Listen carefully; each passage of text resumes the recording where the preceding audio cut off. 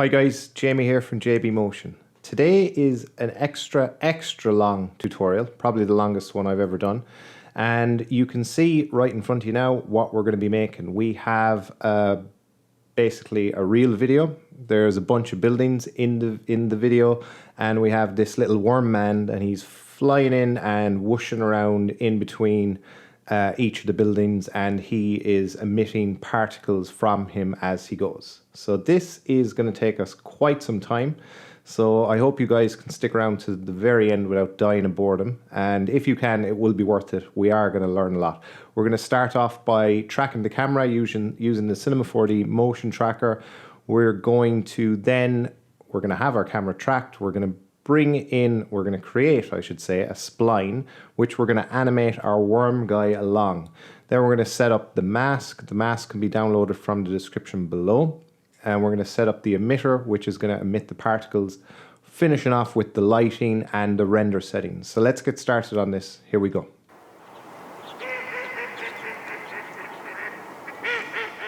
Okay guys, so the first thing we're going to do is we're going to prepare the footage. Now we can't just import in video and MP4 into the motion tracker because it much prefers to use image sequences. So we're going to go into After Effects and we're going to import in the footage. You guys can download this from the description below.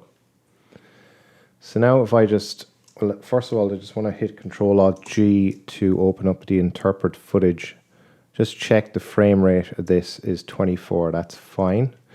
So let's bring this down to the composition icon and it'll create a composition for us. And this is the footage.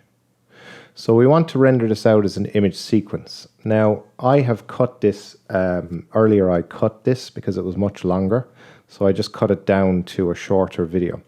And you can see that I cut it at frame 638. So what I want to do is just change the time start on this so that when we render this out, it's going to start at frame 0 as opposed to frame 638. It's just going to make things easier for us when we import this into Cinema 4D so that we're not going to be starting at a timeline of 638. So to do that, I'm just going to hit Ctrl-K on my keyboard or just go to Composition Settings. And we can set the start time code here to be 0000 at the very beginning and hit OK. So now that's going to start on frame 0 and it's going to finish on frame 327. Cool, so now let's set this up for render. Just go to Composition, Add to Render Queue. Let's go into the output module options here and we can set the format to be a PNG sequence.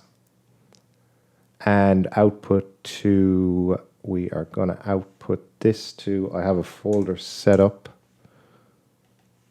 And I'll just create a new folder, call this movie sequence. And then just click on render. So that's going to render out as an image sequence. I'm going to pause the video and we'll hop back in when that's finished. Okay, so that's finished rendering. So now we can hop into Cinema. And the first thing I want to do is actually go into my render settings and I want to set the frame rate to be 24 frames a second because remember we checked the frame rate of the video. So let's keep everything consistent. Otherwise, it's just not going to work.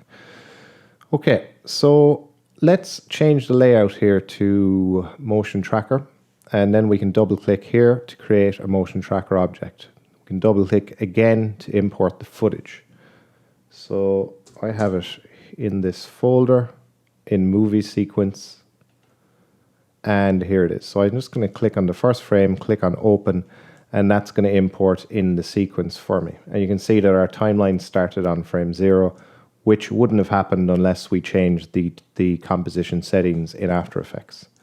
So I'm going to bring the resampling up so we can, get a clearer picture here because it's quite blurry at the moment. And I'm just going to hit play on this and I'm going to load all of these frames into the cache. You can see that they're loading into the cache there. Now, what we are going to do is we're going to do this the wrong way first. So you guys don't need to follow along with the wrong way. I'm just going to show you the wrong way of doing this. Now, it could work. When I say the wrong way, what I'm going to be doing is clicking on this full solve. Straight away, it's going to give us some track points. It's going to give us a camera, a tracked camera. And it could work for what we're trying to do because we're not really putting anybody on the ground. We don't need to worry if there's a little bit of slipping. Because, you know, this guy is going to be flying through the sky and in and out of buildings. So it's not going to be very noticeable if there's a little bit of slipping. However, the full solve isn't going to work for us because it's not going to give us a decent track, first of all. And also, I want to get a few track points on each of the buildings that I intend to recreate, because we're going to have to recreate these buildings because we want the character, or whatever he is, the snake man, to be able to fly behind them and also to cast shadows on them. So we're going to need some geometry there where the buildings are. So it's going to make it a lot easier for us to have track points on the buildings. So let me show you what I mean by doing it the wrong way. So I'm going to click on full solve. That's going to do everything for us. It's going to set up the 2D track points, and then it's going to do the full 3D solve once it's done that. You can see it's processing the frames down here. So once this is done, I'm going to pop back in and then we'll have a look at the result. Okay, so that is done now. And now we can have a look at what this is looking like. So you can see that, well, if I just deselect the motion tracker here, so we can actually see some of these green track points. So we have these auto features. These are essentially the automatic track points that were created by Cinema. And, you know, they're doing a good job, but, well, the first problem is we don't have any on these buildings, and we need some on these buildings. So we need to change the settings here in the 2D tracking tab because we need track points on these buildings when it comes time to recreate the buildings, because otherwise we're going to have to eyeball their position, and that's just going to take forever. So that's the first problem. The second problem is if I just deselect the motion tracker again, and if I just scrub along, you can see right at the very end, just have a look at any of these track points. It just completely slides off. So they're no longer tracking when you get past about frame 295. So all in all, it's just not a great track. So that is the wrong way of doing it. Now, what I'm going to do is I'm just going to delete this. And we are now going to do it the right way. So I'm going to create a motion tracker object, grab my footage again.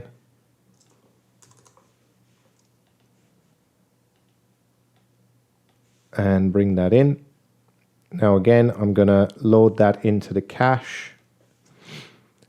And while that's doing that, we can just talk about what we're going to do next. So what we are going to do next is we're going to go into the 2D tracking tab, and we are going to increase the number of tracks first of all. And then we're going to create some of our own manual track points as well. That way we'll be able to say, okay, well, we want some track points on this building, or we just want a track point on this building. We want one possibly on this building, and one on this building. And then we'll be able to position all of our buildings when we create them easily, with ease. Okay, so that's loaded into the cache. Now, we could just go into 2D tracking, go into automatic tracking, increase the number of tracks, and then just do a track forward on this.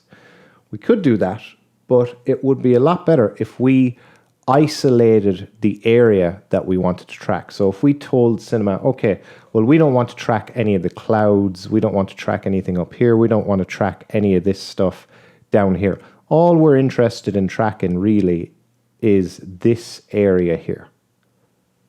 So what we can do is we can create a mask. And now we can just draw a mask around these buildings. And, well, let's just do it right now.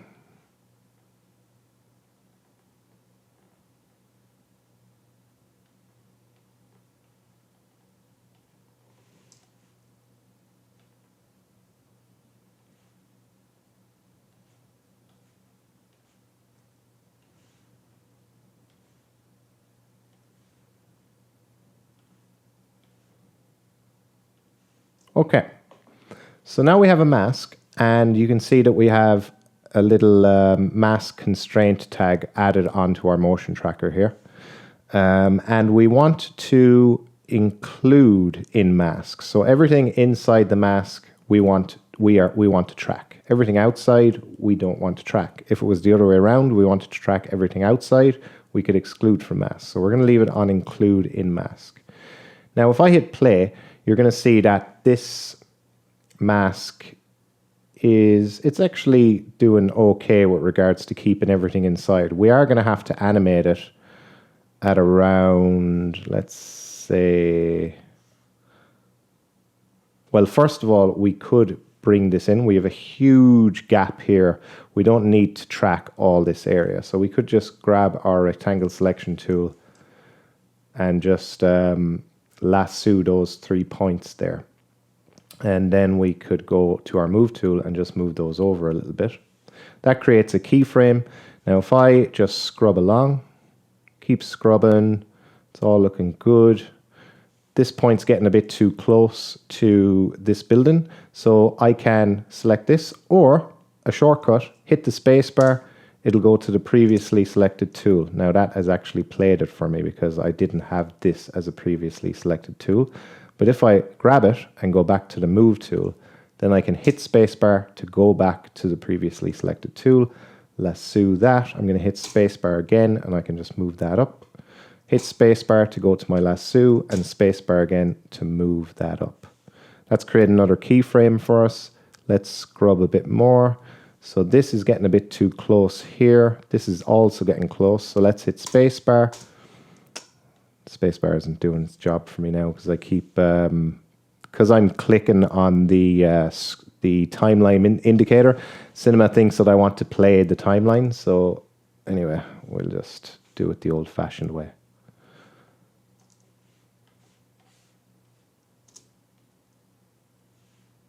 Okay, that should be good. I'll hit F8 to play. Now we're going to have to move this up a bit.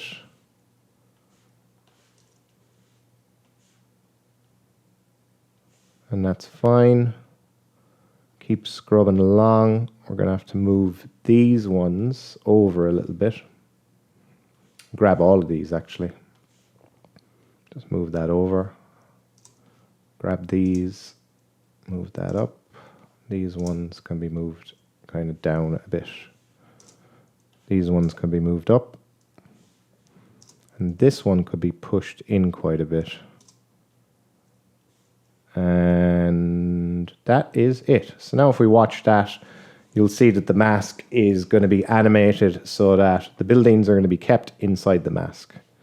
Now it doesn't have to be perfect. As you see, this one is far from perfect, but at least it's given Cinema a much better idea of what we are interested in tracking. Okay, so that's the mask set up. So now we can go into, let's click on the motion tracker here, go into the 2D tracking tab. And what we can do is we can increase the number of tracks to, we'll say 600. And we want to create well, first of all, we can do this track forward. That's going to do the auto tracking for us. So let's do that now. That's going to process away. So what I'll do is I'll pause the video and pop back in when that's done. Okay, so that's done its job. If I just deselect the motion tracker, or no, you're not going to be able to deselect it yet. We want to see these track points here. Just scrub along. Okay, so that's done its auto tracking for us. Now we want to do the manual tracking so that we can basically, well, first of all, if we're adding our own manual tracks, Cinema will say, okay, we should prioritize these track points because they were set up by the user, so they must be reliable. And also, we'll be able to guarantee that we're going to get some actual track points on each of these buildings that are going to last the entirety of the timeline here. We wouldn't be able to guarantee that if we just did a 3D solve. we would get some track points that probably wouldn't last to the very end, and we'd probably get some slipping and sliding right at the end like we did at the very start of this tutorial. So I'm going to click on my motion tracker object, go into 2D tracking and go into the manual tracking tab. Now well, first of all, we can decide where we're going to add a track point. So let's first of all put one on this building here. So I'm going to right click and I'm going to around the area so I can see like a black window here. So that looks really, really noticeable compared to its surroundings. So I'm going to add a track point here on this building. Right click, go to create user track here. Now, if you look in our tracker window or in our tracker view, if we just tick this tracker view button, we'll be able to get a better idea of what the tracker is actually seeing. You can see that it's making a bit of a difference there. So the tracker is looking at the luminance right now. So you can see it's just black and white. So this is the window I want to track. It's a big black window and I just want to shrink down this track point, this track area down, and also shrink down this track area as well. So that's fine. Now we just need to forward track this and hope for the best.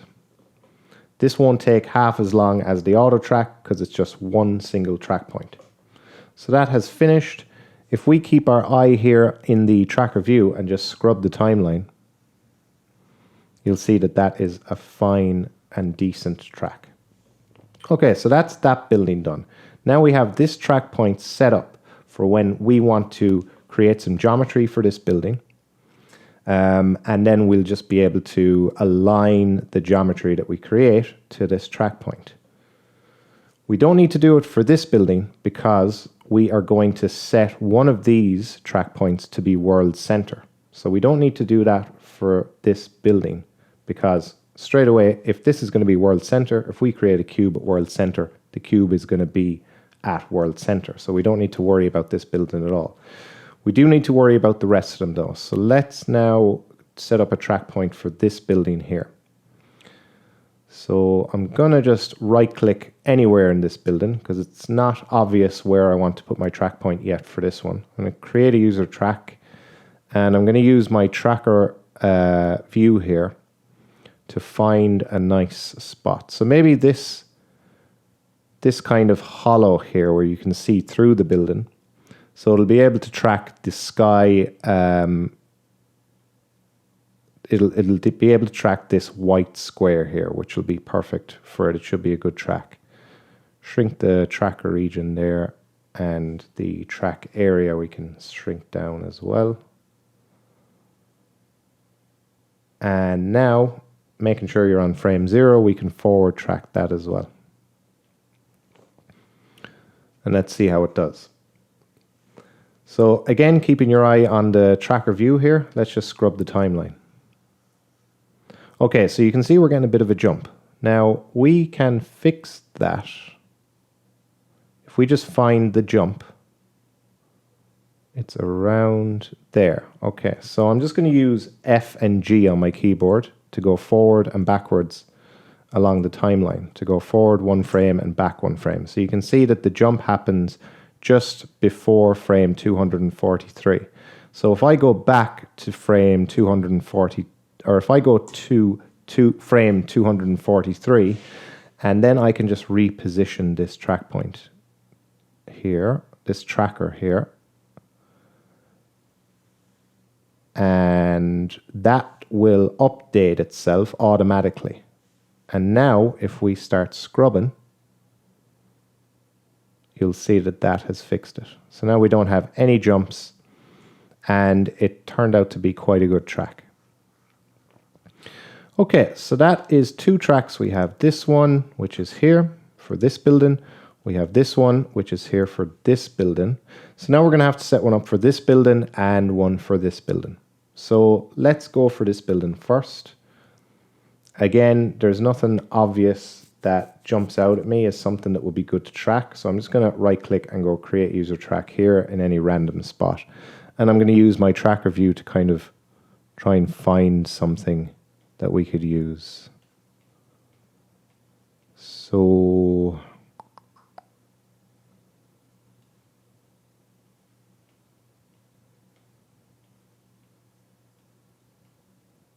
we could maybe try this black square here. We could go for this black square here. We'll see if we can track this. Shrink down the tracker region there. And the same for this track area. And let's do a forward track on. Now, I'm not on frame 0, so I need to make sure that I am on frame 0. And I need to reset this again. You must be sure that you're on frame 0 before you do your forward track. And let's go ahead and do that now. Again, it's really quick. And now if we keep our eye on the tracker view and scrub, and let's see what we get. Okay, so it worked. We have a decent track on that one as well. So we have this building set up, we have this building set up with a track point, this one as well. Now the last one is this one. This one should be easy because there's loads of obvious places that you could track with ease. So I'm going to go for this window here. I'll create a user track here, and look at that perfect black area there for us to track.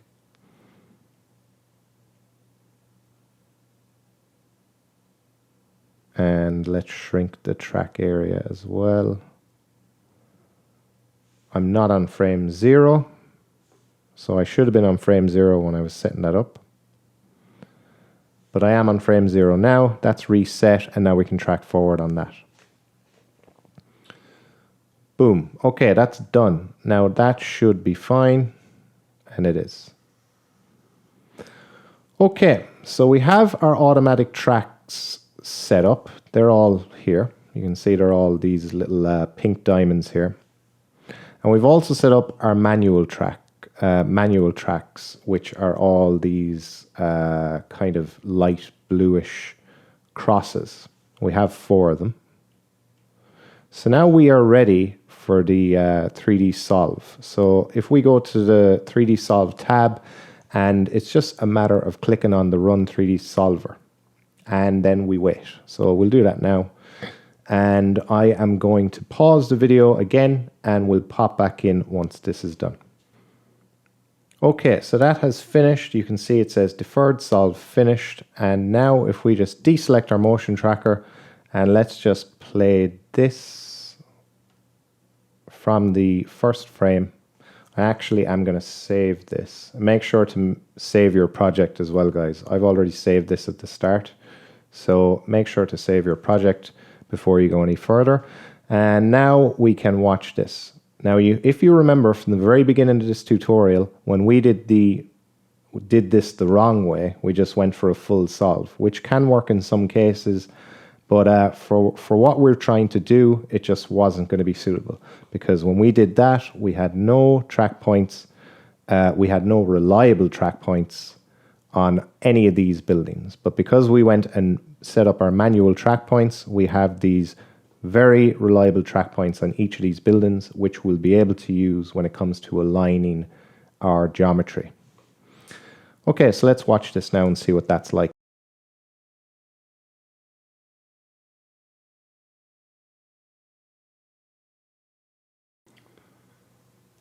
So what we can do now is we can go about setting the world center. So we haven't done that yet. So we need to pick one of these track points here and tell it to be the world center. So let's select our motion tracker, and we can click on Create Position Constraint. That's what we're going to do. This is what we're going to use to set world center. I'm going to pick maybe this one here because it is green, and it is kind of where I want world center to be. It's green, it's reliable, so we'll go with this one.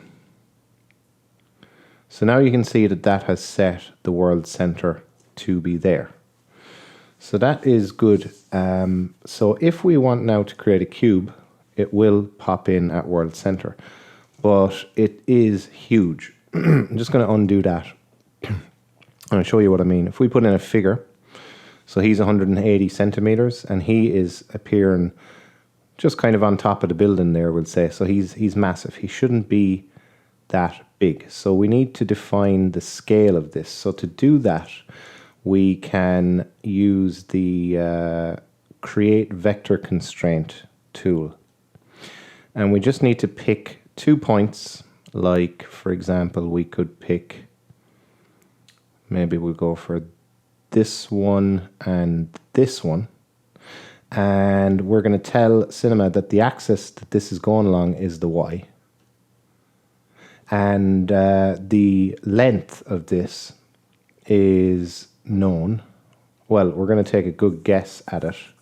So we'll say that it's 200 centimeters for, we'll say, one of these floors. That's a wild guess. So 1, 2, 3, 4, 5, 6, 7, 8, 11, 12, 13, 14, 15, 16, 17, 18, 19, 20, 21, 2200 centimeters. So we'll try 2200 centimeters as the length of that vector that we just created, that line there. And now if we pop in a figure, he'll come in at world center, and he is tiny, just about as tiny as you'd imagine he'd be should he be standing on that building. So there he is there. He's really, really small. You can't really see him. If I grab my move tool there just so it'll highlight him. So that's kind of where we're at now. We have world center set, and we've defined the scale of our project, of our scene. So now when we create characters or cubes or whatever, they're going to be popped in at world center, and they're also going to be at a scale which makes sense for this scene. So now comes the more trickier part of creating the geometry that's going to represent the buildings. So I just deleted the figure there, and I'm going to go and do a Control S to save. And I want to create a cube.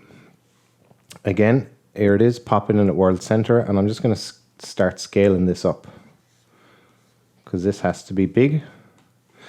And I'm going to bring it up like that, and I'm going to use my spacebar to switch to my previously selected tool, which was the move tool.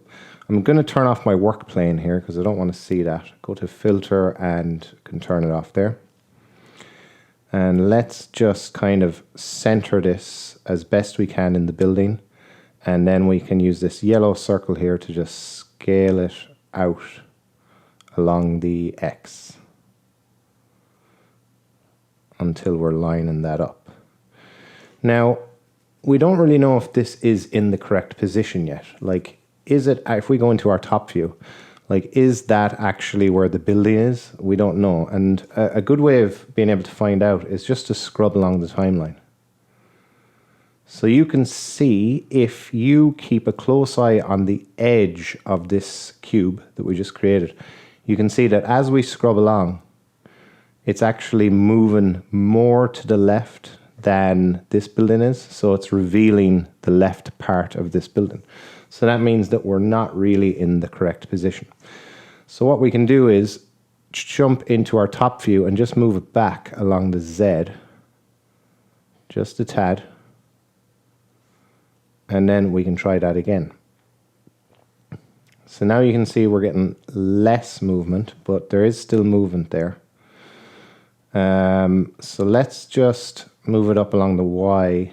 Not along the Y. We'll move it back again along the Z further. And let's try that again. So now it's kind of looking a bit more solid, as in a bit more static. It's not moving as much as it was before. So we can try and move it back even further. And now let's scrub. Okay, so we're still getting a little bit of movement, but it's much better. And I think I'm going to leave it at that. I'm just going to center this up as best I can. And I'm going to scale it along the X even more. I'm trying to line this up with the building so that it is the same width as the building.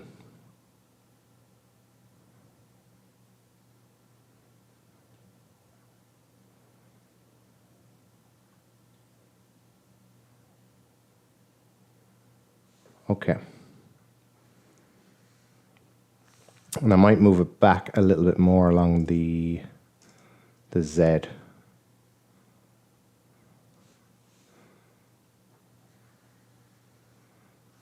Yeah, so that's looking pretty good. If you keep an eye on the edge of the cube here and keep an eye on the edge of the building, you'll see that there's not really a lot of difference there.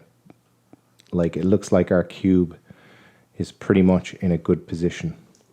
The only thing is it's not as wide now as the building, so we have to just make sure that we are getting it right in the center. And then we'll be able to just increase the width of it so that it's nice and lined up. And that should be good. Okay, so that's one building taken care of. And we can refine this later on when we're animating in the worm man. I'm calling him the worm man. When we're going to animate him, we'll be able to refine this even further if needs be.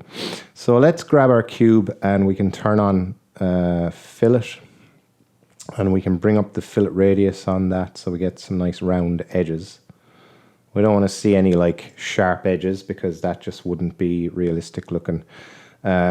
And we can kind of, let's see if we just rotate that a little bit. Not sure if I'm going to keep, yeah, I'll keep that rotation. Now, why am I rotating it? I don't really know. Because if I just move this out of the way, I don't really see, I think that building's facing directly towards us, so it doesn't actually make sense for me to rotate it. So I've actually undone that rotation. Okay, so we'll say front building is done for the time being. Control S to save that.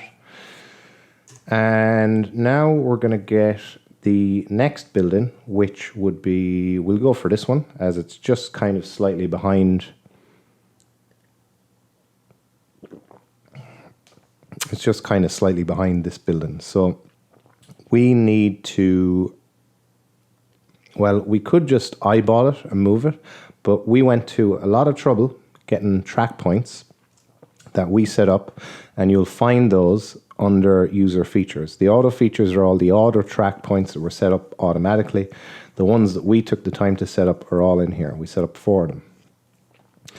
So the one we want to align it to is going to be this one. So I'm just going to bring this up and out of the user features folder, just so we'll be able to know exactly where it is. That's not a necessary step, by the way. And I'm going to duplicate this front building by holding down Control with it selected and just clicking and dragging it up. I'm going to make it a child of this user 3 track point.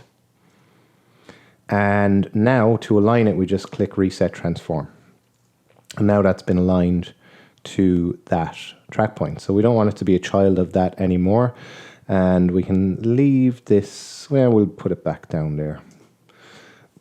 So now we have the second building. And I'm doing a Control S on this again to save it. So we need to bring this down along the Y and we need to move it over.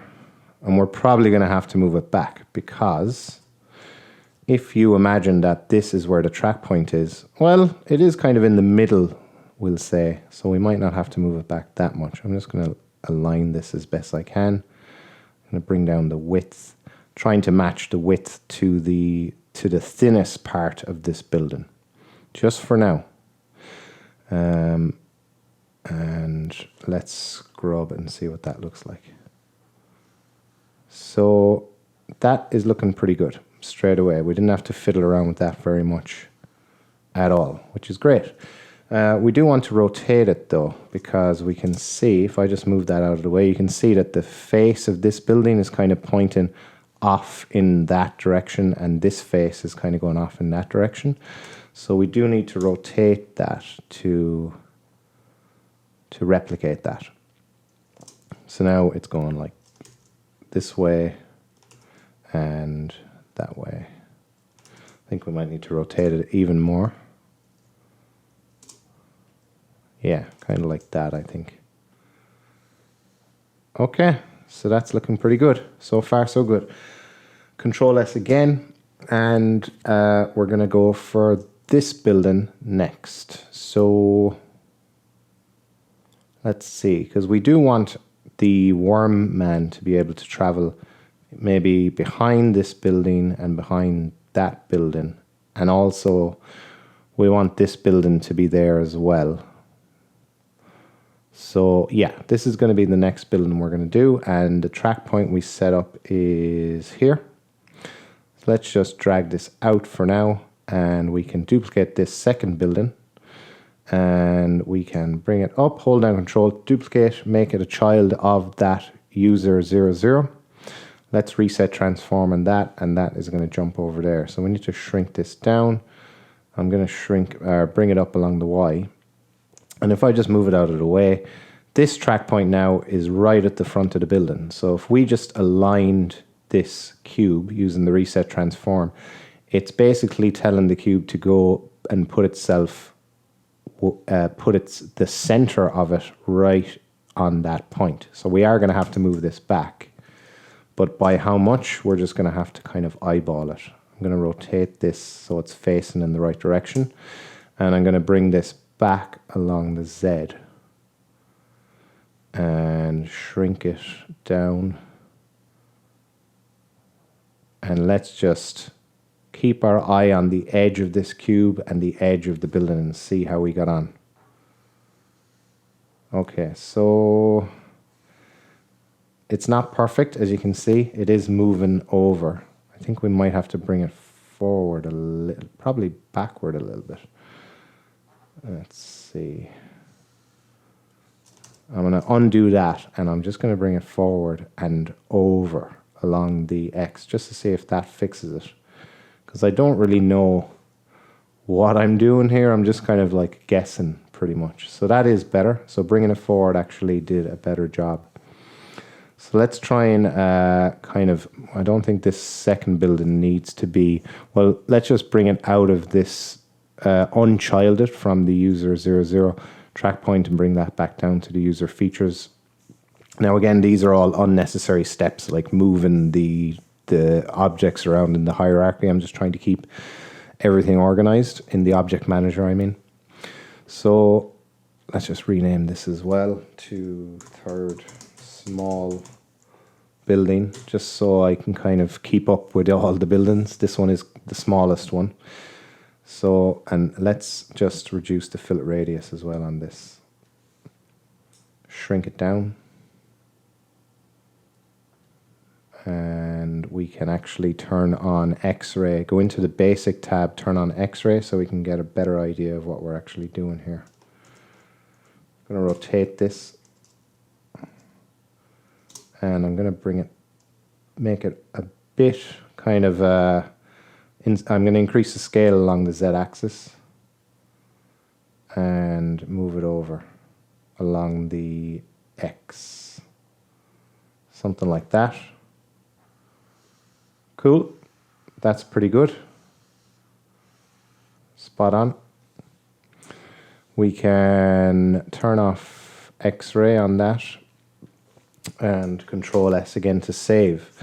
So this one is next. I'm going to duplicate this building this time because the size-wise it seems similar.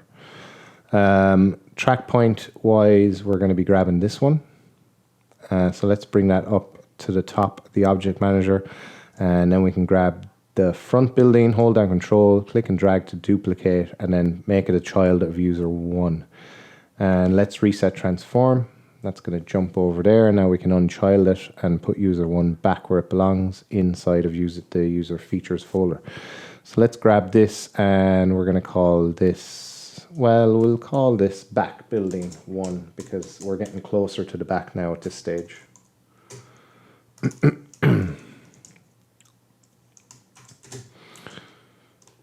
Cool. And rotate this. I'm going to turn it on the X-ray again. And let's rotate this around so it's facing in the right direction. Move it down along the Y. And let's move it over along the X. And let's just see what that looks like. Pretty good. Pretty good.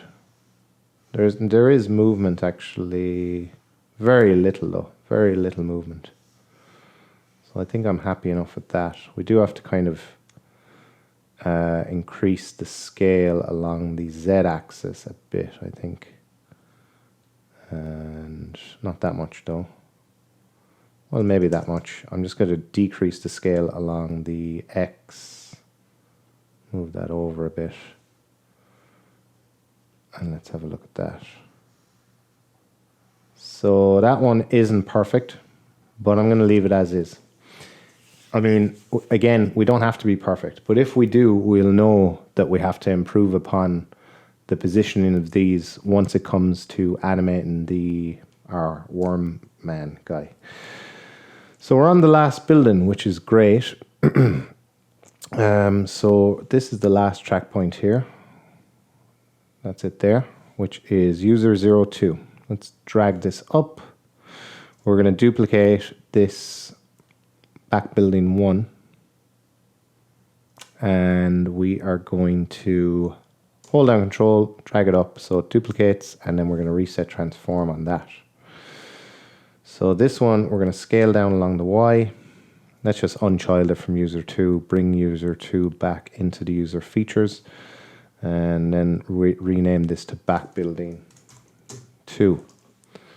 We're going to rotate this so that it's facing the right direction. I'm going to bring it down along the Y. And I'm actually, let's see, just going to start scaling it, not along the Z. I'm going to scale it along the X axis and move it over along the Z axis. And I'm going to have a look at that, see what that looks like. So that's not good at all. We definitely need to bring that back. Bring it back and let's see what that looks like. It's okay. I can't really see it's hard to make out the difference between this building, where this building ends and this one ends. It's kind of like they're the same color and look exactly the same because it's far away. I think this one ends, if I just scale this up and push it over, I think it ends just about there. We can reduce the fillet radius on this as well. So we get a bit of a cleaner edge. And okay, I think that is pretty, we'll have to move that back even more, I'd say. Move it over.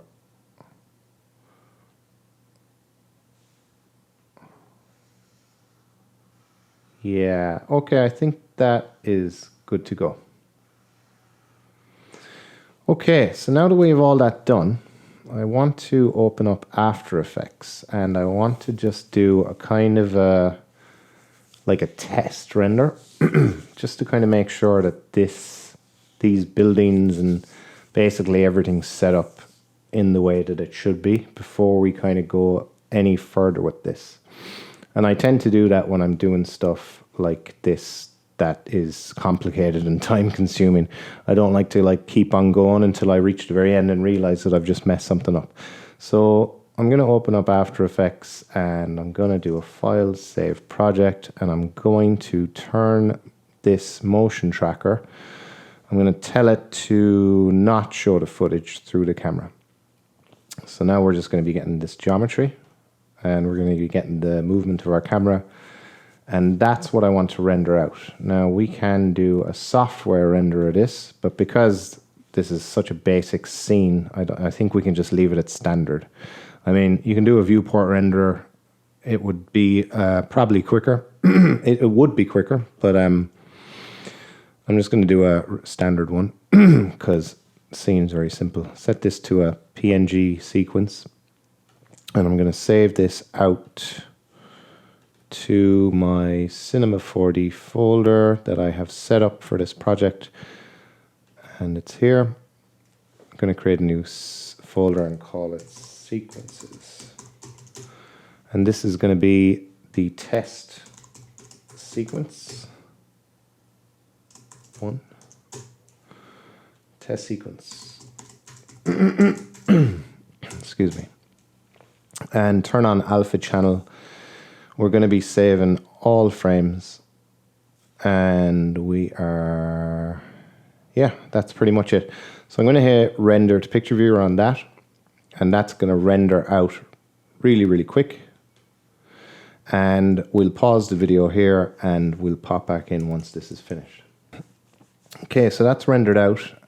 So let's go into After Effects and let's just bring that in. So we have it in sequences, test sequence 1, and we're going to bring in this as a PNG sequence. Make sure that's ticked. And we also want to bring in the sequence that we created, the movie sequence. So that is here. And we're going to bring that in as well. So let's drag this down to this composition icon. And we'll do the same with this one here, the test sequence 1, and it's going to go on top. And let's play that.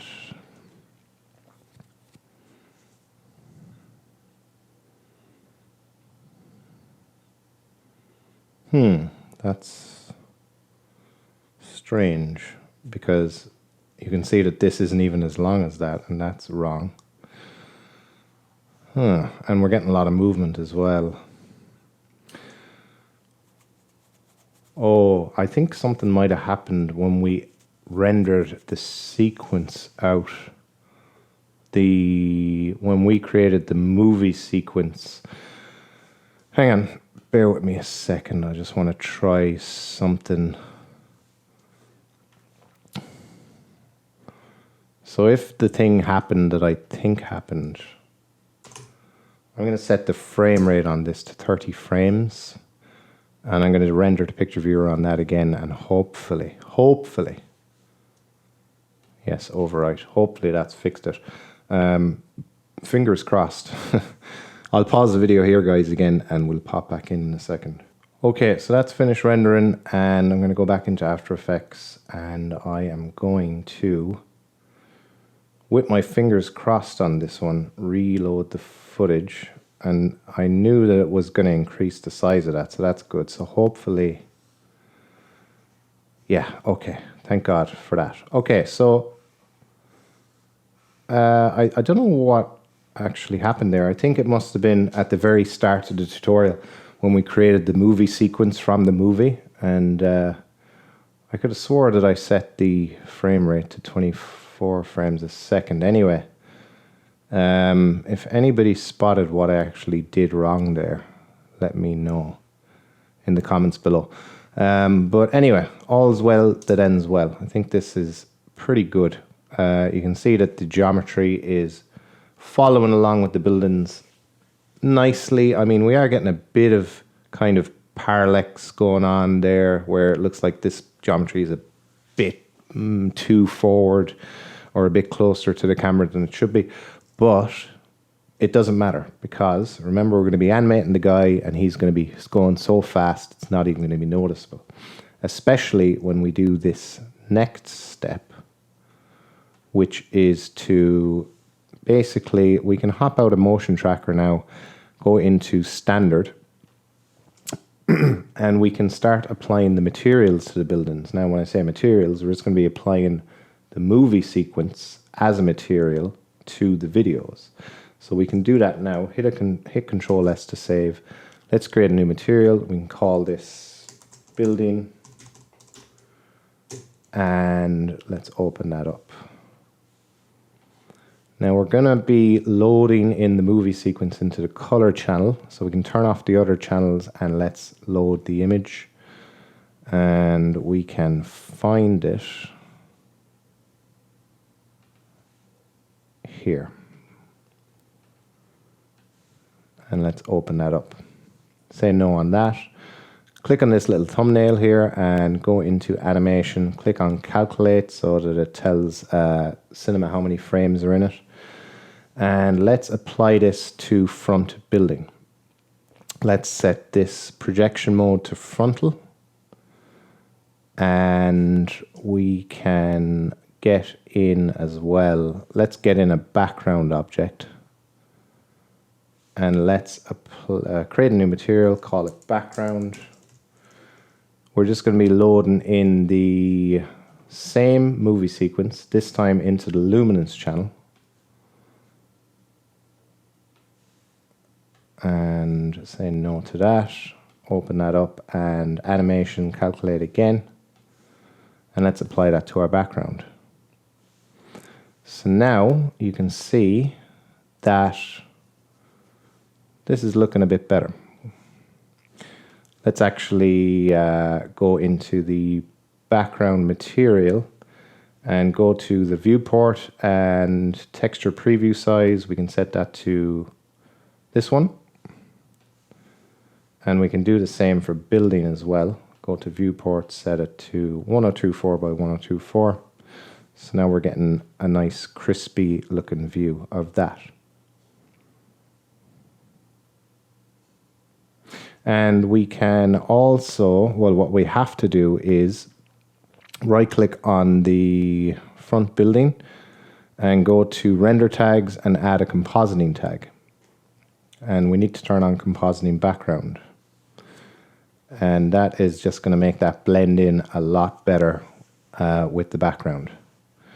And we need to apply the same two tags to each of our buildings. So just hold down Control to select both of them. Hold down Control again, and let's just click and drag to duplicate those on each of our buildings. And now each of our buildings have their textures set up.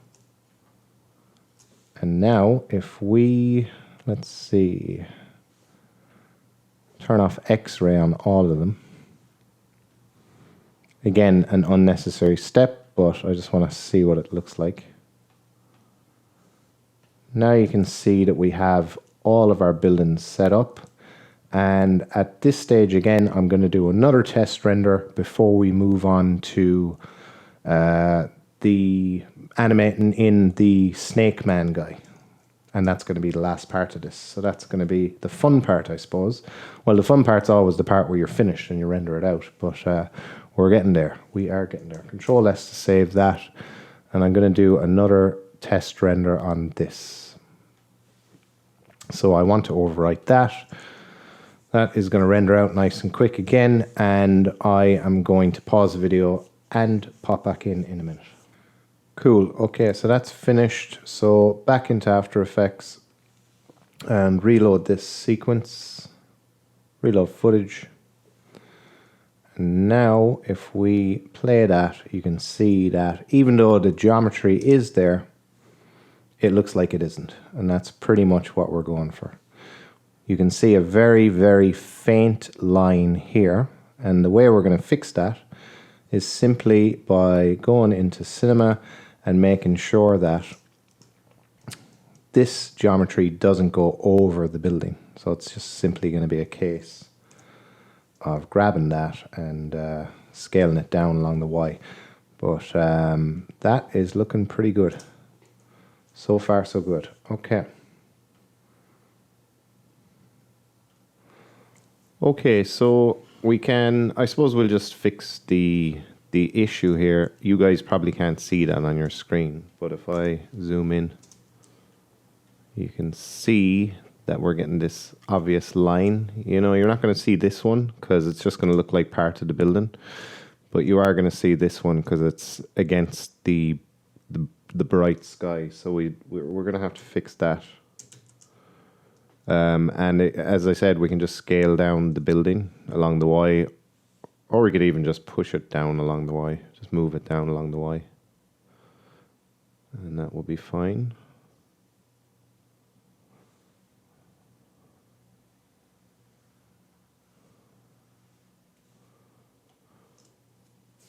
Okay. So we're ready now to start animating this worm man. I think we're calling him Worm Man, aren't we? Worm Man. So let's go and do that now. So we're going to jump into the top view and we're going to get a view of all our buildings, and we can just draw the path that we want our worm man to follow using our pen tool. So let's get him to start way off in the distance. He's going to fly in here, and he's going to kind of do a big kind of a U-turn along like that. Maybe not that much of a U-turn. Something like that. And then he's going to come around here. And he's going to go in between these buildings. And all the way, I suppose, he can go all the way over here.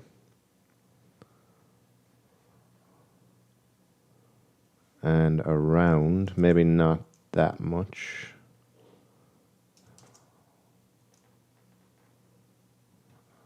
And around this building, and then, so he's going to go around that building.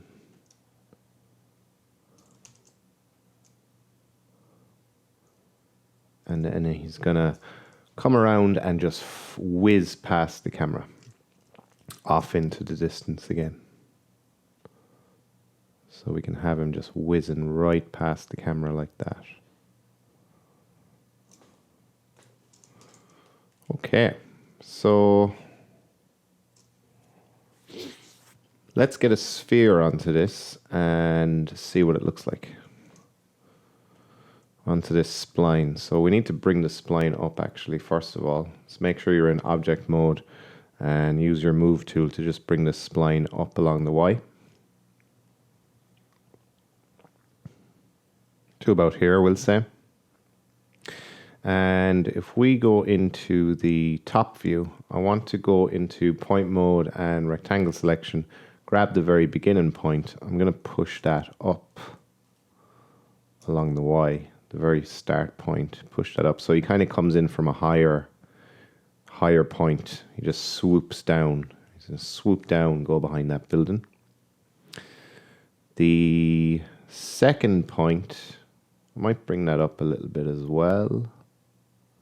Possibly. Maybe to somewhere like there. And I'm going to grab the next point here. And I don't know what I'm going to do with this. I might bring it up. And I might kind of pull it in a bit, because he looks like he might go too close to the edge of the shot there. So I'll bring that in a bit. And then I'll grab this next one. I think I'll leave that as is. Maybe bring it up a tad or down. No, I'm leaving that pretty much as is. Next one, I don't know if I want to do anything with this. Bring it up. Bring it down. Leave it as is, I'd say. And the last point, I am definitely going to bring that up along the Y so that it's closer. He swooshes. He's going to like whiz by kind of above the camera, kind of like that. So he just kind of flies out to the top right corner of the shot. Something like that. Okay, so that's our spline set up. So let's grab a sphere. And we can right click on the sphere and go animation tags align to spline. The spline we're going to align to is this one. So just drag this down to the spline path here. And now our sphere is going to be aligned to that spline. If we click on the tag, the align to spline tag, we can then change the position here. And you'll see that our sphere is going to fly in. We need to make that a bit bigger so we can actually see it.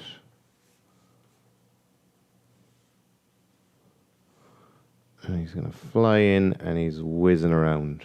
And he's going to go whoosh, like that.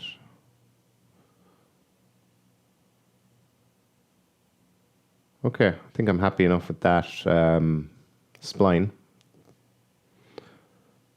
And that's good to go. Cool. So let's just jump into the top view and have a look at this to make sure that our sphere is not going to intersect any buildings. It's pretty small. I don't think it is going to do any, it's not going to touch any of those buildings. No, that's fine.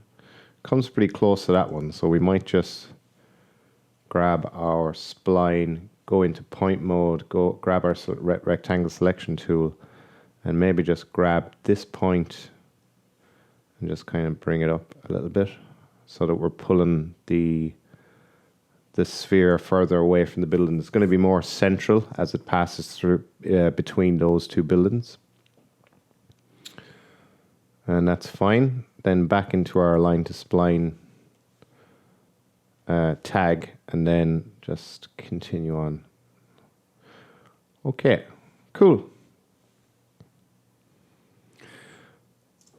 Sweet. So we have that set up. The next thing we want to do is get this sphere and turn it into a worm. And the way we're going to do that is by using a tracer object. So if I select this sphere, go to, I think it is MoGraph, and tracer is here. You'll probably find it somewhere in here as well. Yeah, it's there. And then if we grab a tracer, making sure that the sphere is selected. And the reason you're making sure that the sphere is selected is so that the trace link will automatically be updated with the selected object, which was the sphere. Or if you didn't, you can just, if you didn't have it selected, just drag it in to the into that trace link box there. Cool. So now if we have a look at this, well, we need to animate it first because it's not animated. So we need to animate the position here on the align spline tag. Let's set it to 0 on frame 0. Let's set the position to 0 and add a keyframe there, and then go ahead to the last frame. Go right up to the 327 frame and set this to 100 and hit a keyframe on that. And now if we play that, our sphere will come in and you'll see that all the vertices are being traced by the tracer object. Cool. So you can see now we're going to have to fix this building, because if I go into my, what building is this? Let's go into object mode and just grab the building. So it's the second building.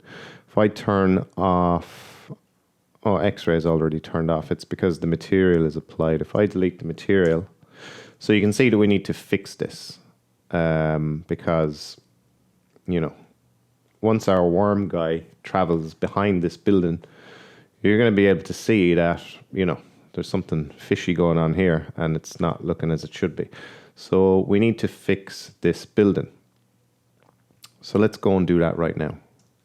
So we need to make it editable. So you can do that by hitting C on your keyboard. Now it's editable.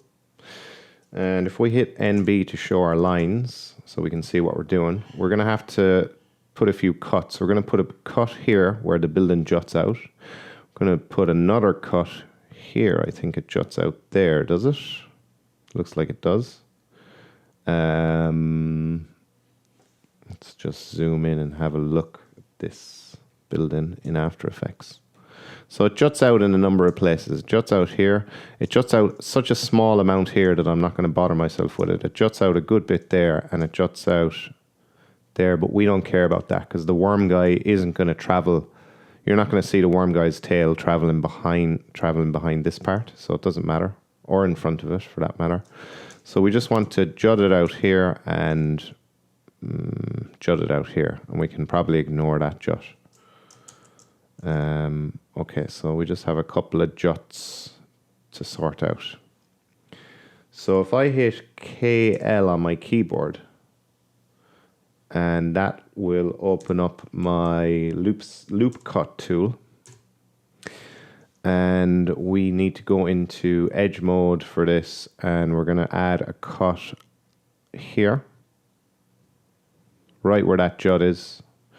And we're going to add another cut. I believe it is, can't really see. I believe it is, oh yeah, it's kind of there. You can see it clearly, more clearly on the left side. So we're going to add another cut right here where this juts out. Right there. And we're going to have to deactivate our camera. And with your second building selected, just hit S on your keyboard so you'll focus in on the selected object. We're going to have to add another cut directly below or above, doesn't really matter, just directly right beside the cut we just made, the first one. And we're going to do the same directly below or above the second cut we made. So now we're going to be able to grab, if I hit UL on my keyboard and go into polygon mode, I'll be able to grab this loop and I can then scale this. And we're not going to affect any geometry above this cut loop, the second cut loop that we just made. So I'm going to undo that and activate my camera again. Now I'm going to scale this so that it's kind of matching up better with the building here. So I'm scaling it along the X.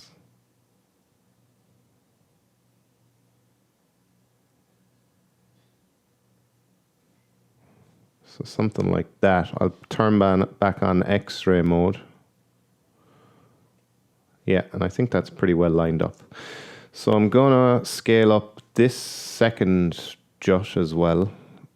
So I need to make sure I'm in polygon mode. I'm gonna hit UL on my keyboard, grab that loop, and then I can probably hit spacebar to go back to my previously selected tool, which was the scale tool, and then again just scale this to line up with that second jut. Cool. So we can turn off X-ray mode again. And now if we play this, we'll see. Now I'm going to save. Make sure to do a save there. Control S is a quick way to do that. And now if we have a look at this, we'll be able to see the tracer object looks a lot better because it's behind the building as opposed to the way it was before where it looked odd. We can put our material back onto that second building. Cool. So you'll notice that the tracer object is tracing along all, like it's tracing all the vertices of this sphere, and we don't want it to do that. We just want it to, so we'll turn that off, go into the tracer object, go into the object tab and turn off trace vertices. Now it's just going to trace along the center point of the sphere. It looks like it's going to trace along the spline basically. It's going to trace along the path that the sphere is following from the center point of the sphere. And we want to, so I'm just going to pause this, do a Control S, and we want to select the tracer object, hold down Alt for a little shortcut here, and we're going to grab a sweep object, holding down Alt so that the tracer object is automatically put in there as a child of it. And then I'm going to select the sweep object. This time I'm holding down Shift so that when we select a circle spline, it's automatically going to be added as a child of the selected object. So now we're telling the sweep object to sweep a circle spline along this tracer path. So now we're going to get some geometry. So if I just hit NA to turn off my lines, you'll see that that is actually giving us geometry. So now we have a tail. But we don't want it to just draw a line. I mean, you guys might want it to just draw a line. You could be like, yeah, I want my worm guy to like just be like a plane flying through the sky, and he just leaves a big trail behind him. But I don't want that. I want this to kind of trace along, and then the tail kind of, you know, he doesn't have a limitless tail basically. So to do that, we go into the tracer object and we have to set the limit here to, I think it's from end, and then we can give it an amount. So I'll try like 60. I think it's from end anyway. It's either from end or from start, because those are the only two options. Yeah, so that's the one. And that might even be a bit too long. So I might bring that down to like 40 and try that again. It's too long for me anyway. You know, have it as long or as short as you like. Cool. And I want to kind of, you know, taper this so we can, so it'll look kind of cool, I think, anyway.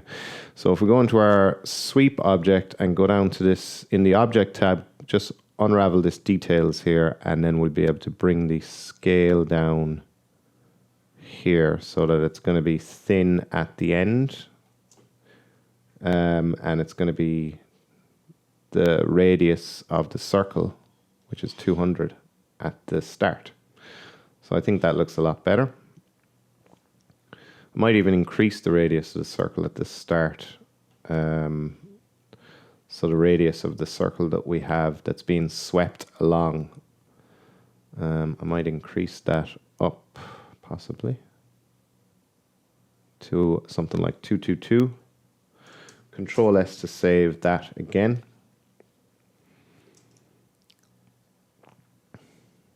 Cool. So now we can get the mask of our worm guy. So I found this mask just online.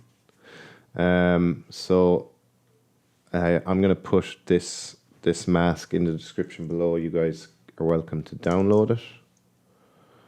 I have it here. So I just hit Control Shift O to do a merge project. Control Shift O to do merge project. And then we can grab the mask. And I think the one we want is this 3D object, type 3D object. Click OK on that.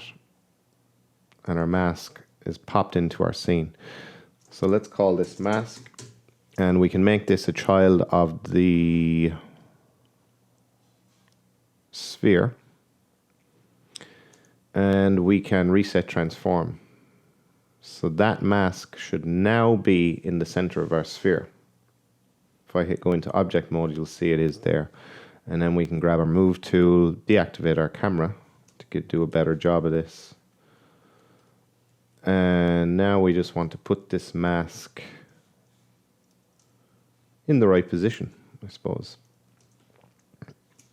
So let's reset the coordinates on this. No, we don't want to do that actually.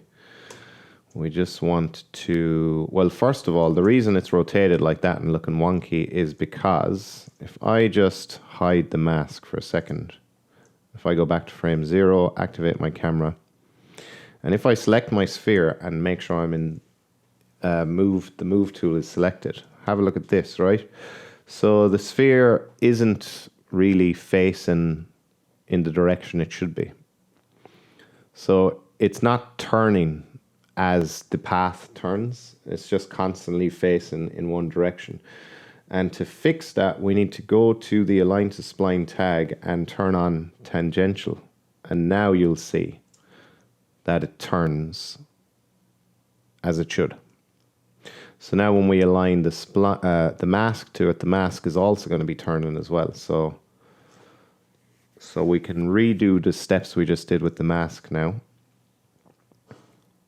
We'll just get our sphere into a good position close to our camera so we can have a better look at what we're doing. Deactivate the camera, select the mask, let's make it visible again. And now we're going to reset transform again. And now we can bring this out here, and now you can see that it's in a reasonable rotation, that we're just going to be able to rotate this 90 degrees. And again 90 degrees. And we can scale this up as well. And I want to flatten this sphere as well so that it doesn't look so much like a sphere. I just want it to be I want the mask to be more prominent, and we can't really do that now the way the sphere is. So if I select the sphere and go into object mode, I'll be able to shrink this down along any axis. Whereas if I'm not in object mode, if I'm in model mode and I shrink this down, it shrinks it down uniformly. So we can shrink it down along any axis inside of object mode. And that's kind of what I want to do. And I want to shrink. Oh, it's actually shrinking our mask as well. So we better unchild the mask before we do that. Let's try that again. So we can shrink this down along the Z axis, I think it is. And then same along the X. So now it looks like a better resting place for the mask. So put this mask back where it was as a child of the sphere. And let's just move this back. Scale it up maybe, so that we're not getting any intersections. And that is handy enough. So we're not going to see this mess behind it because the mask is going to be either too far away from the camera or it's going to be facing directly to the camera. So we're not going to see that kind of mess behind it. And for the material of our, well, actually, before I go into materials, I want to hit NB on my keyboard and have a look at this. So we can kind of, I think we can reduce the amount of polygons that our circle spline has on it. So we can bring this down to maybe 5 or 6. We don't need 8 there.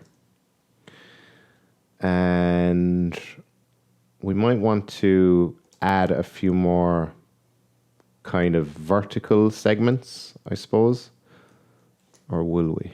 I don't know if we need to be honest. Like when it whizzes past the camera, I think we're getting, I'm just going to do a render to picture viewer on this. So I'm going to open up my render settings, turn off save, set the output to just current frame. And then I'm going to do a render to picture viewer on this. So I don't know if we, yeah, you can see like a bit of kind of, you know, it looks a bit jagged there along the edge. So we do need to increase that. So to do that, we need to go to our, is it our sweep? And go to object. Maybe it's not our sweep.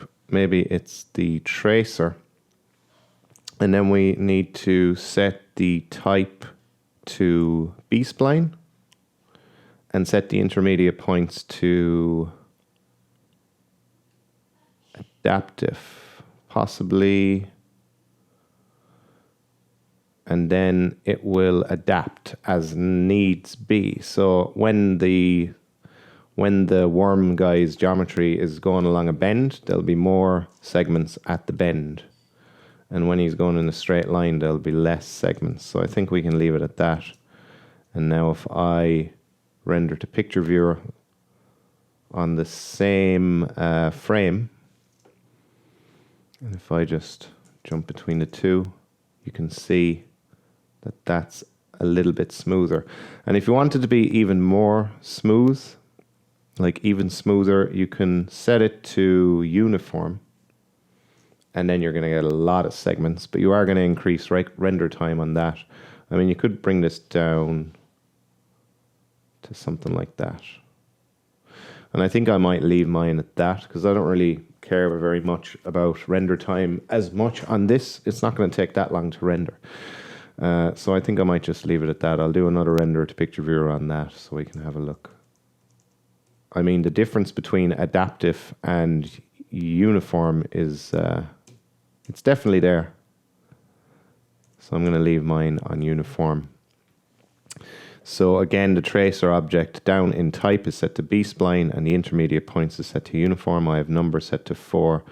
You'd probably get away with 3 as well. You definitely would. And I might just leave mine at 3 as well.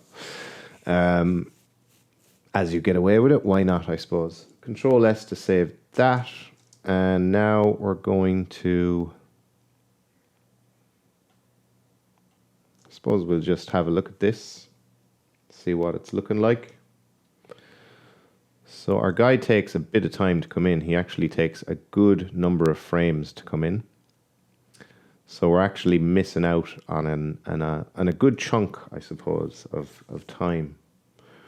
So we could try and, like, when we render this out, we're going to have to render out all the frames because it's just going to make it easier when it comes to matching this up. Because we're going to have, you know, we're having like this many frames, so we want to render out that many frames. It's just going to make it a lot easier for us. Then we don't have to worry about lining stuff up, and it's just going to be a pain. So we don't want to have this whole bit of time with nothing going on. I mean, you might say you do to set the scene. You're setting the scene, so all that time is just nothing's happening. So we could, if you don't want that, you could kind of bring the position, you know, closer to the edge of the shot. Maybe like something like 9% and just reset that keyframe.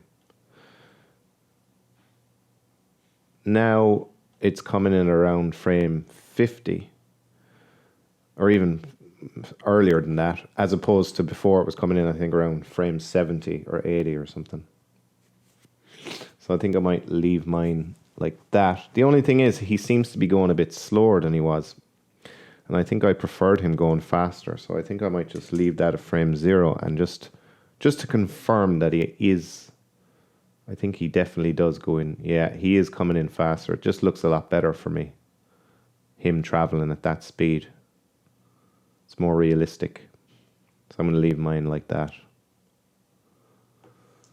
Now he does slow down again because we're not getting real-time playback because Cinema 4D is kind of slowing down a bit on us. Control S.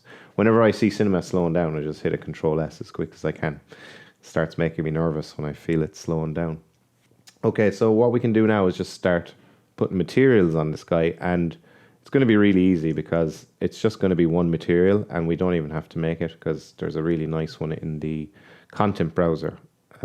So I think it's, if you just go glass, type in glass, and we're looking for a materials, and I'm just going to zoom in here on this, and it is the glass tempered coated one. So it's going to give us that cool kind of a rainbow reflection effect on our glass. I don't even know how to make this in Cinema. So good old content browser. So I don't actually have to make it. So we can apply this to the sphere, and that should automatically be applied to our mask as long as we delete the existing material from it. And then we can apply that also to our sweep.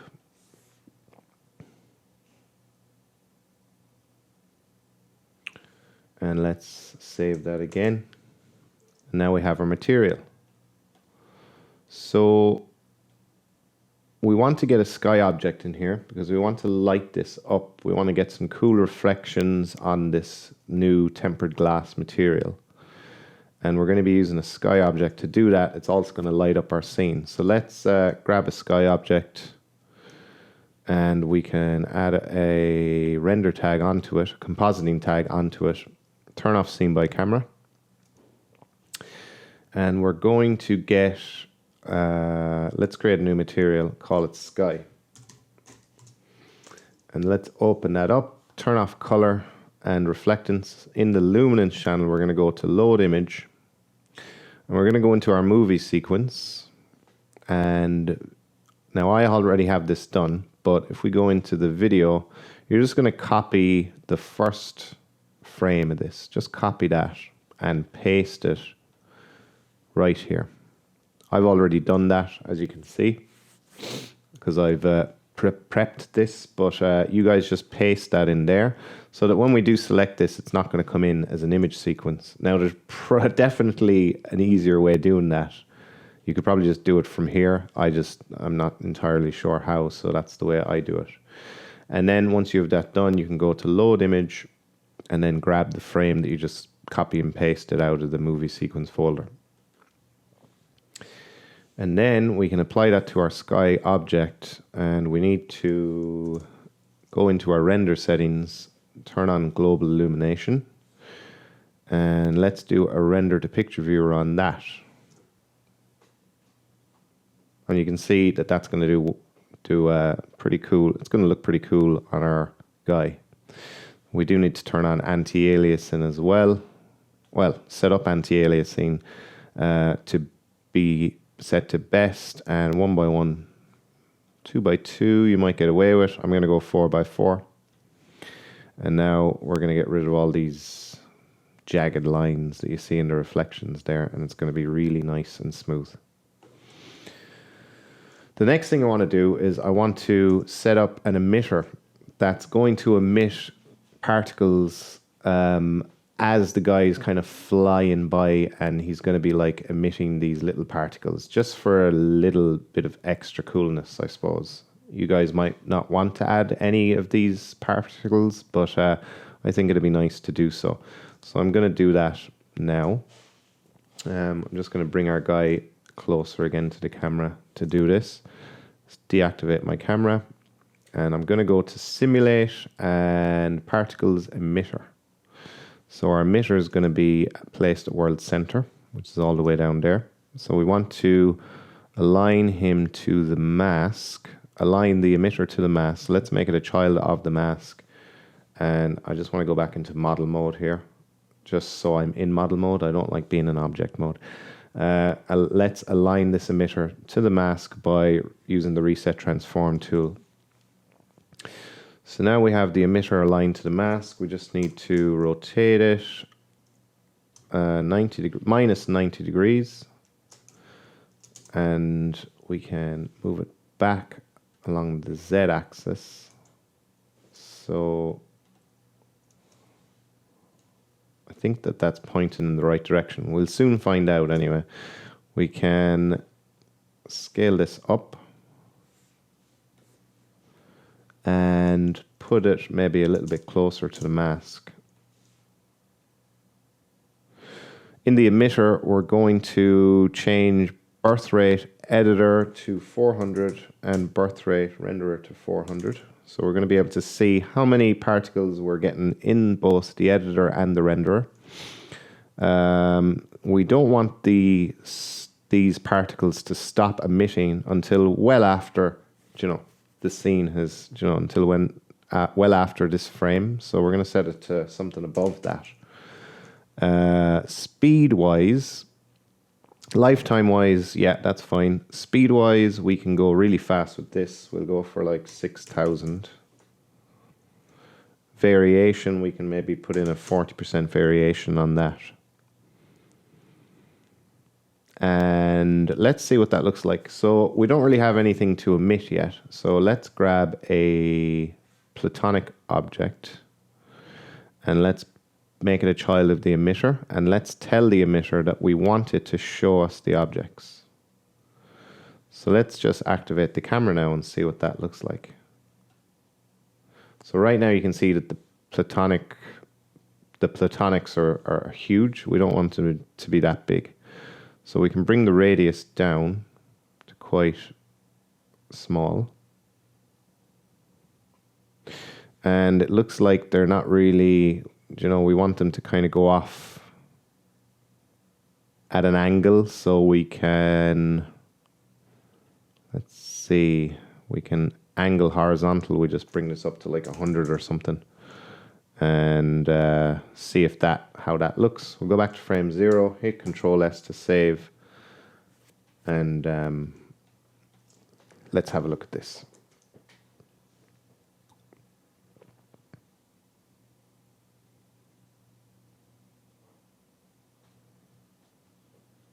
Okay, so that angle is quite wild. We'll probably have to bring that down, unless you guys like it. I mean, it's a bit crazy for me now. So I might bring this angle horizontal, maybe down to like 30 degrees. I wonder, do we have to? I don't know about angle vertical. I'd guess that it has to be the same, so it looks more uniform, but we'll see. Ignore these stragglers here, they're just from the previous kind of simulation. So I think that looks a bit better. So I'm liking the amount of them and the way they kind of, as he turns, they kind of fly off into the distance. Like, you're not really going to see these. Like, if we do the ones in the background, they're obviously very noticeable now because they got like these yellow highlights around them. If we do a render to picture viewer, you'll see that you're not really going to see them that clearly. You actually can, to be fair. We might have to shrink them down. Let's put on this tempered glass material onto the platonic and just have a go at bringing this down to maybe 15. Render to picture viewer on that, and we'll have a look and see what that looks like. So now they're a lot smaller. They're a lot more believable, I think, than this one. They were like these huge black pixels, almost just, they look like a mistake. I think that's a bit better. So I'm going to go with that. Let's just play ahead and bring this guy closer to the camera.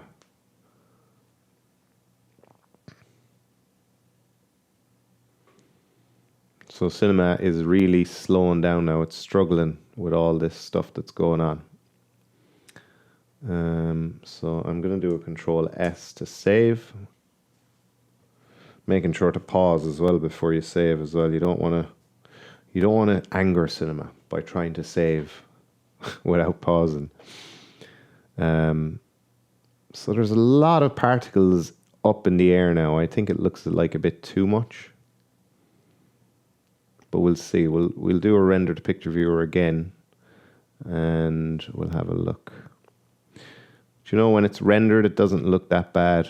I mean, there is a lot of particles up here, and you're like, where are they coming from?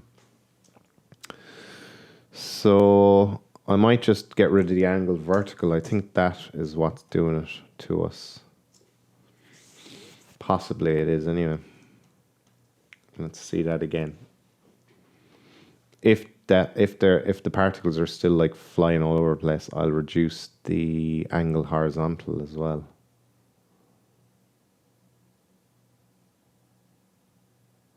I think I see what's going on. I think our emitter is facing in the wrong direction. And it is, I'd say. The emitter seems to be facing in the wrong direction. So that the particles are actually traveling in the same direction as our worm guy. So let's bring our worm guy a bit closer. Well, we shouldn't have to do that all the time. Let's deactivate our camera and see if we can find this emitter. Select the emitter object and then just hover over your viewport, hit S on your keyboard, and that should bring you then directly to your emitter. And what we can do is rotate this around 180 degrees.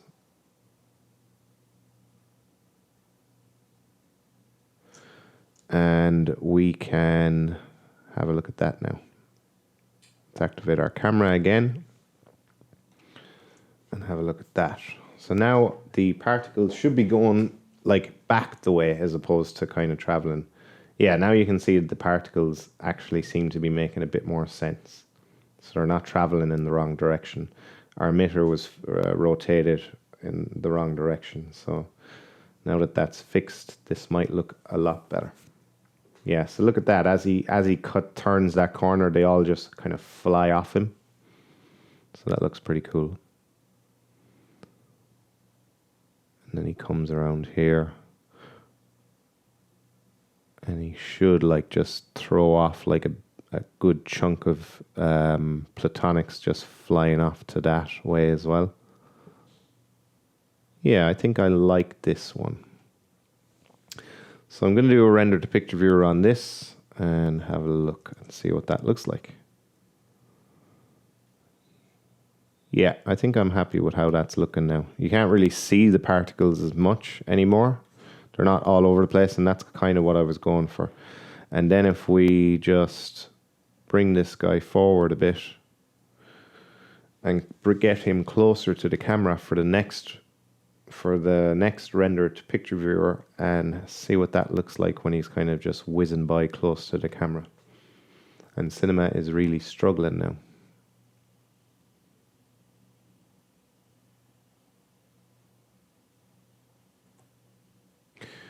Okay, so let's render to picture viewer on that and see what that looks like.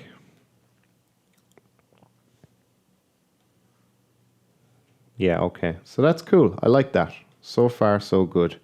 I suppose what we're going to be doing next is setting up some lights. Now, like, you could argue that we don't need lights because, you know, the sun is over here. So even if we were getting lights, the shadows are going to be cast at the back of these buildings. you know? So because I want this to look extra cool, I'm going to ignore the fact that the sun is over there, and I'm actually going to imagine that the sun is in the foreground so that we're going to be able to cast some shadows on these buildings. So for the light, I'm going to use an infinite light. So we can grab one. And I want to kind of position my worm man kind of in front of probably this building. I'll just turn off the emitter now so that we can speed this up a bit, just for the time being. And we'll get the worm man right in front of this building here, the front building. And we are going to go into our light and let's turn on shadows. And we want to be able to see these in our viewport, so we can go to options and turn on shadows here. So now we'll be able to see shadows. So now we can rotate this light to kind of put the shadows where we want them to be.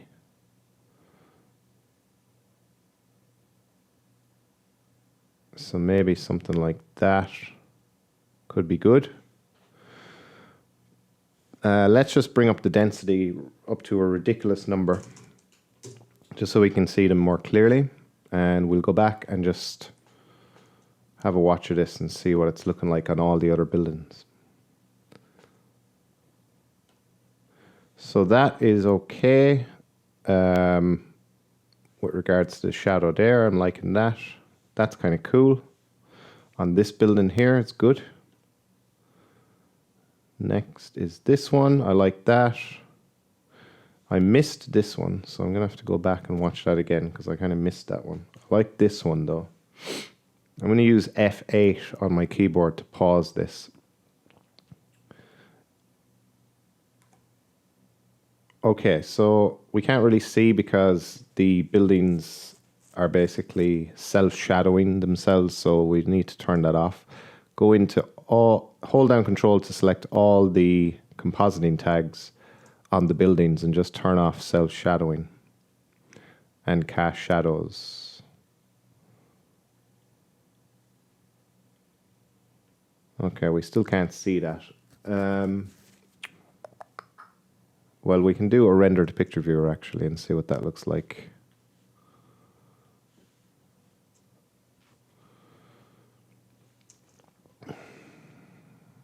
Okay, so that one's looking a bit strange, but I get why. But I think I'm just going to leave it as is because, you know, the density is up quite high. Once we turn down the density to a normal number, to a normal percentage, that's going to be fine, I'd say.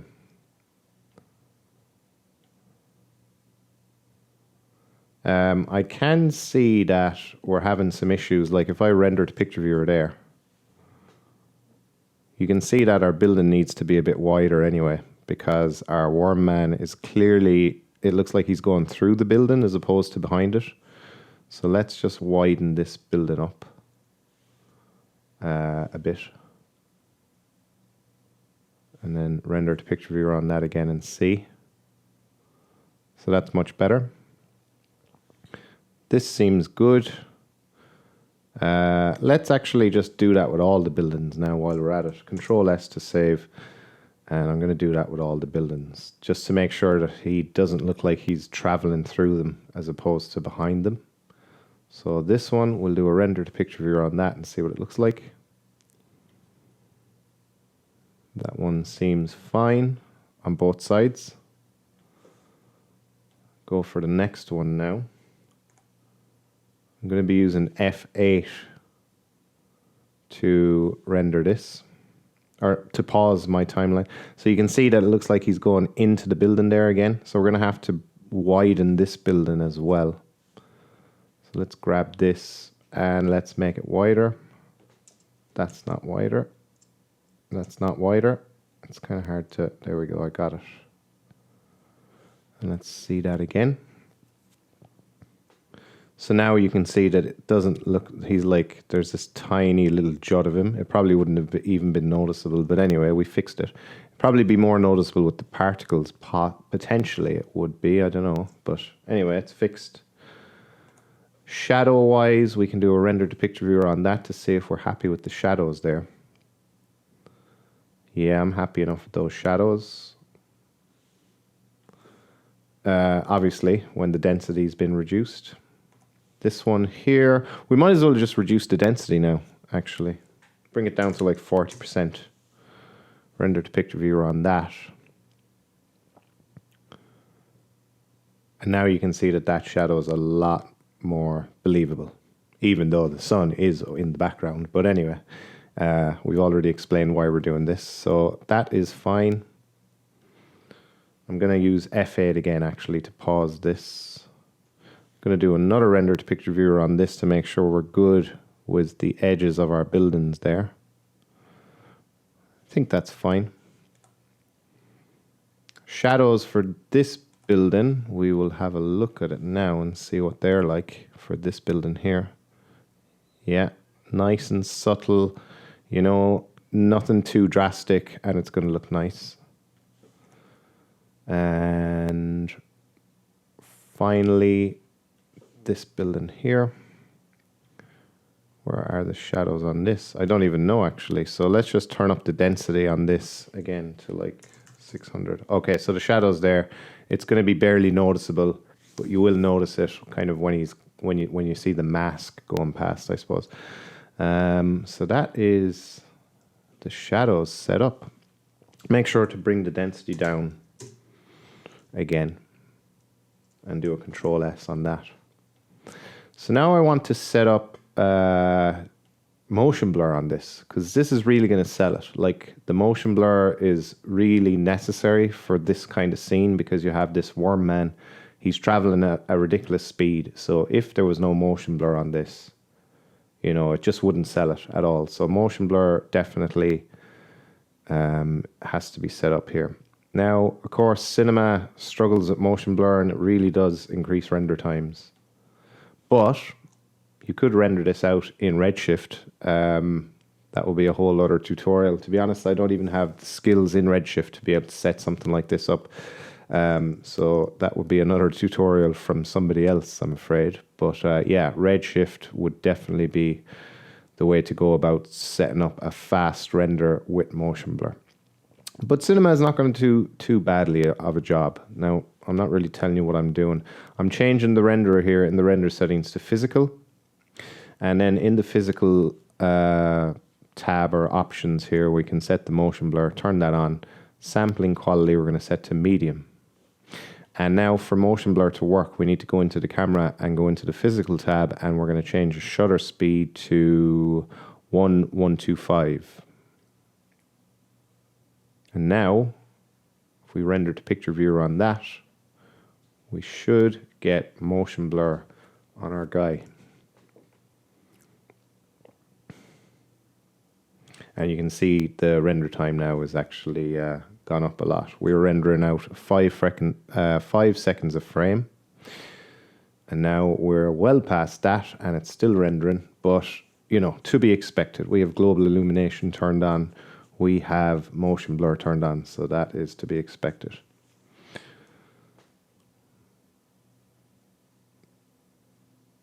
It's actually going to take even longer to render out this particular part of the frame, because this is where all the motion blurs are going on.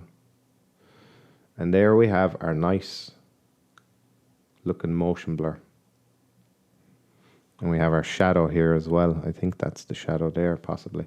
But anyway, this is good to go, guys. We got it. We got to the end of the tutorial. And if you guys made it all the way here, well done for sticking around, and I'm glad that you did. And I do hope you learned a lot on this, because we did cover a lot. I'm just do another Control S, and I'm going to go to my render settings and set this up for render. So output, we're going to go 1920 by 1080. We're going to render out. Oh, do not forget to turn on your emitter. Don't forget to turn on your emitter on this, because that would be an awful waste to have set that up and then not have it turned on. Do we need to do one more render to picture viewer to check the emitter? Do you know what? I think we're good. We don't need to do any more render to picture viewers. We've been at this long enough. So back into Control S anyway. Back into your render settings. Make sure the emitter is turned back on. 1920 by 1080. Rendering out all frames. Options, we can turn down the reflection depth. That will give us an improved speed of render per frame, and anti-aliasing is non-existent. We don't need to set that anymore because we're using the physical renderer. Turn on save, and we're going to save this out to sequences, and we'll call this final sequence.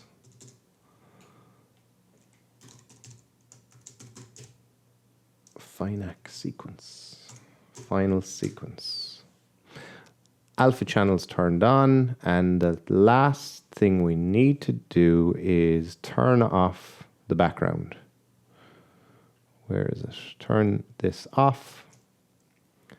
And I do believe that show footage through camera is already turned off on the motion tracker. Control S on that. Let's bring up the we'll bring up the render, where is it? Render queue. And let's add this to it, add to render queue. And we can hit play on that. So that's going to render away, and it's going to take, it's going to take a decent chunk of time because there's a number of frames in there, and they're each going to be rendering out at over half a minute a frame. So it's going to take, looks like a couple of hours, we'll say. But that is it, guys. Thanks again for sticking around till the end. I do hope you learned a lot. If you did, hit that like button and subscribe. I'll see you in the next video.